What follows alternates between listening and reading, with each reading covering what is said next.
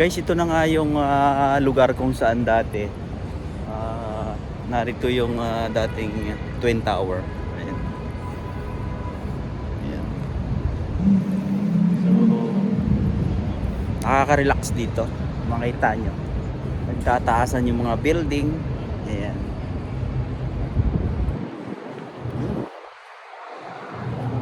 Grabe guys. So yun, mamaya pupunta tayo doon talaga sa area kung saan yung dating Twin Tower. Ayan. So yung area na yun. So yung ginawa nila ngayon dito, tinaniman nila ng mga puno. Ayan. So naging pasyalan na ito.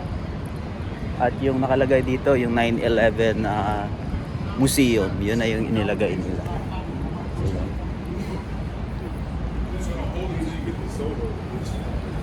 What's that, about 30 minutes away? Yeah. Nakakatuwa. Yun.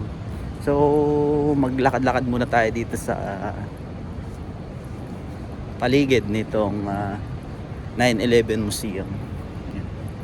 So yun guys, oh. Grabe. Oh, yun yung mga building dito.